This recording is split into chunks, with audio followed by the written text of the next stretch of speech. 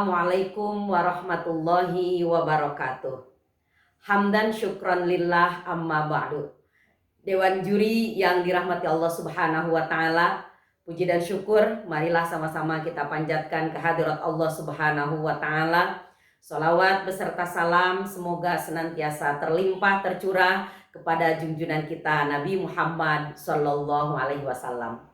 Tema besar kita adalah indahnya sabar di bulan suci Ramadan. Subtema yang akan saya sampaikan adalah memelihara sabar di bulan suci Ramadan. Mengapa penting kita memahami tema ini?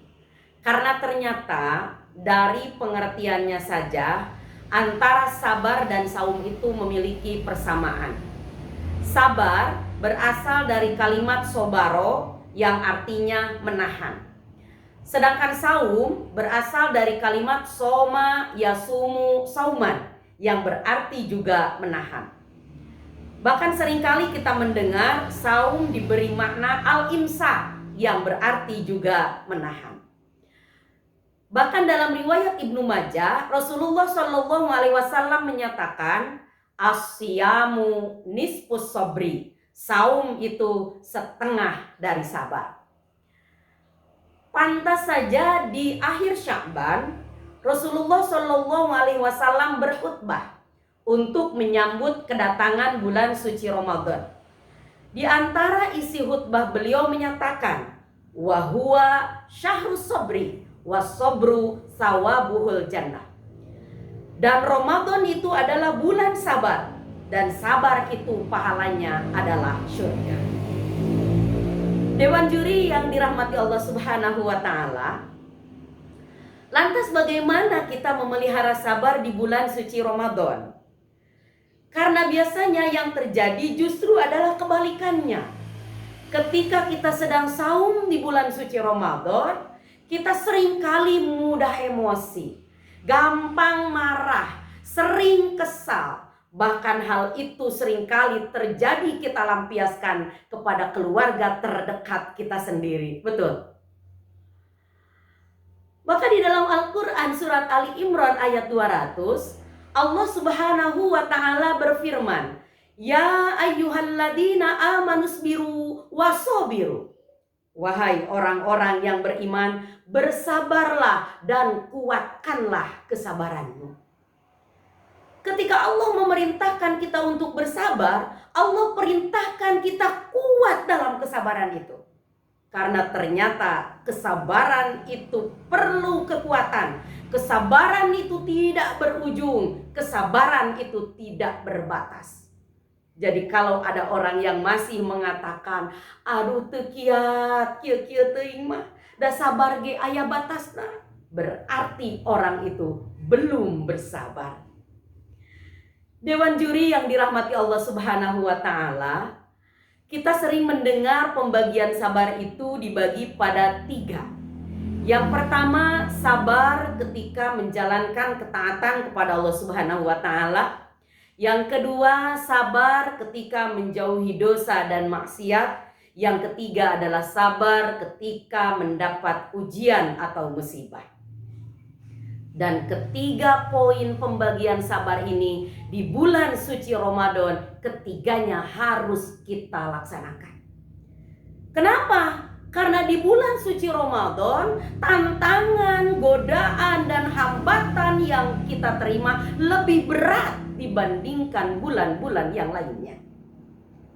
Di bulan suci Ramadan, jasmani kita diperintah untuk sabar, menahan diri untuk tidak makan, tidak minum, dan meninggalkan hal-hal yang membatalkan saum dari mulai terbit fajar sampai terbenam matahari.